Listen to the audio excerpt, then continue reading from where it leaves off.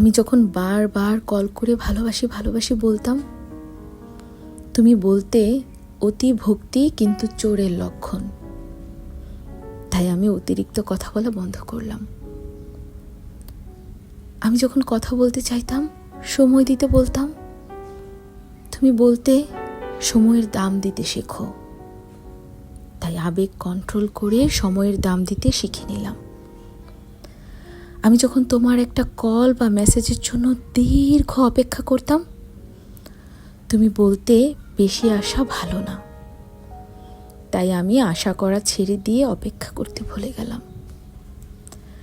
আমি যখন তোমাকে নিয়ে খারাপ স্বপ্ন দেখে সবার আগে ফোন করে তোমার খোঁজ নিতাম, তুমি ঠিক আছো কি না, তুমি বলতে পাগলামিটা একটু কমাও। নিজেকে তাই সুস্থ মস্তিষ্কের মানুষ হিসেবে গড়ে তুললাম।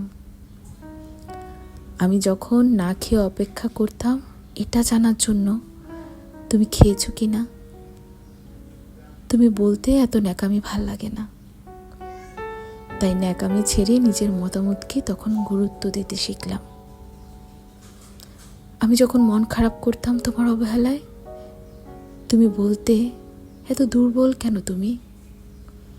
তাই মন খারাপ করা ছেড়ে নিজেকে শক্ত করে নিলাম। কিছুদিন পর তুমি যখন চলে যেতে চাইলে, আমি বললাম যেতে পারো, আটকাবো না। তখন তুমি বুঝতে পারলে আমি বাস্তবতা শিখে গেছি। হ্যাঁ, তুমি আমায় অনেক কিছু শিখিয়েছ, এর জন্য ধন্যবাদ।